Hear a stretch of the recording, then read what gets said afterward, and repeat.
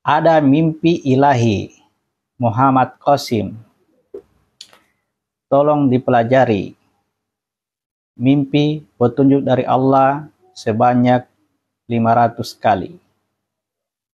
Ada mimpi ilahi Muhammad Qasim. Tolong dipelajari. Mimpi petunjuk dari Allah sebanyak 500 kali. Ya, tidak ada masalah ini ya. Kalau ada masalah di situ silakan ditanyakan. Saya tidak akan mengorek-ngorek ini spiritualnya orang, ya. Kalau beliau sendiri yang bertanya ke saya, insya Allah saya akan gambarkan, ya, saya akan jelaskan. Tapi kalau Anda, ya perhatikan, dengarkan baik-baik, simak baik-baik. Boleh jadi apa yang dia pahami tidak sampai kepada pemikiran kita, pemahaman kita. Jadi konsep kita adalah ya tetap pada wilayah keraguan, bisa benar, bisa salah. Ukuran benar dan salahnya ya untuk saat ini kita gunakan Al-Quran sebagai ukurannya, standar untuk mengukurnya. Namun demikian, ya, setelah kita membaca Al-Quran, belum tentu kita pahami juga Al-Quran. Ya. Artinya dari situ kita tidak memiliki kewenangan untuk memberikan penilaian. Nah, intinya adalah setelah kita melihatnya sendiri atau kita sendiri yang mengalaminya, mengalami mimpi-mimpi ini, ya, barulah kita bertanya atau minta didiskusikan apakah perjalanan mimpi ini sudah benar atau tidak.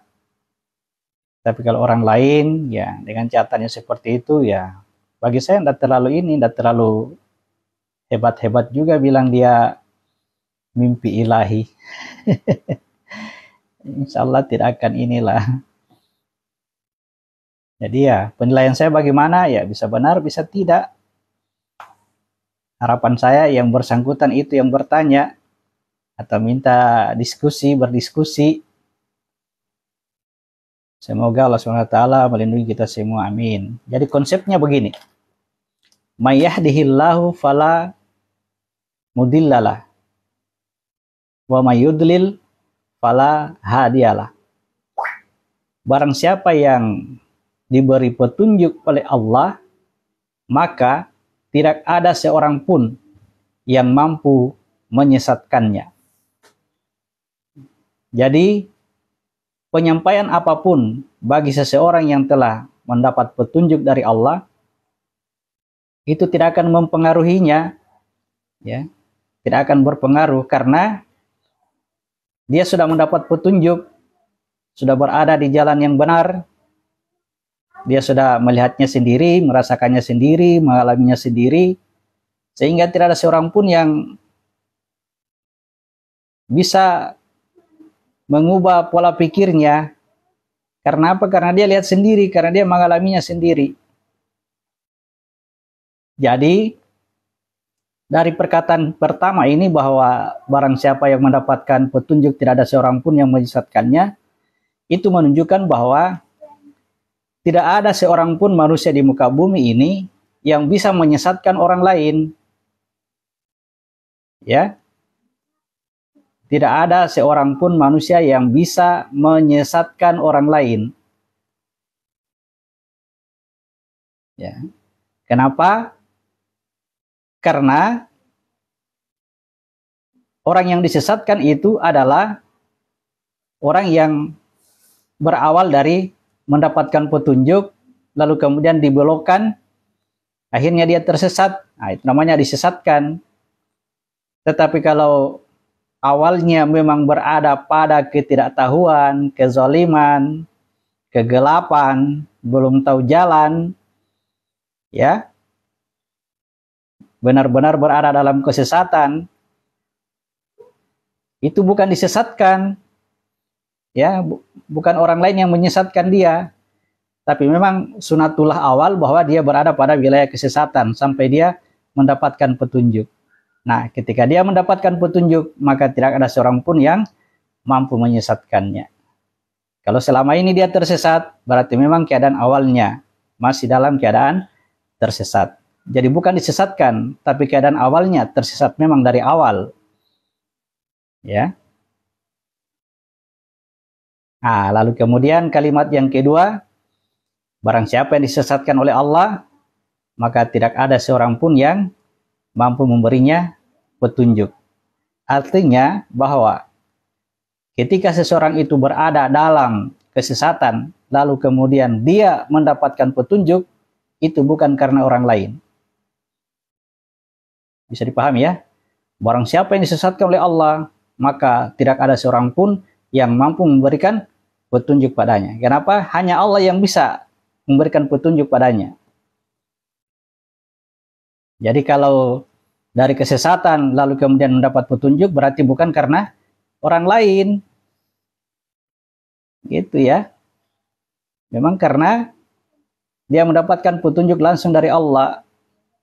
Jadi kawan-kawan sekalian, ya, kita sesama manusia ini tidak mungkin saling menyesatkan, tidak mungkin.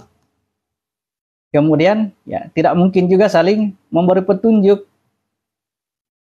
Ya, maka yang terjadi pada diri kita sekalian ini hanyalah bisa berbagi ilmu. Yang bisa memberi petunjuk itu Allah. Ya. Tugas kita menyampaikan, ya, penyampaian dari orang lain bisa benar, bisa tidak. Kita mendapatkan kebenarannya setelah mendapatkan petunjuk dari Allah.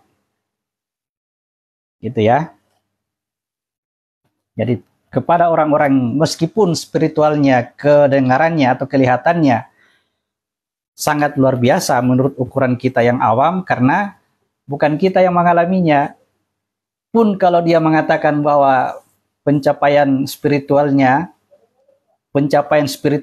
dia mengatakan begitu, ini spiritualku sangat tinggi, karena dia tidak punya tolak ukur.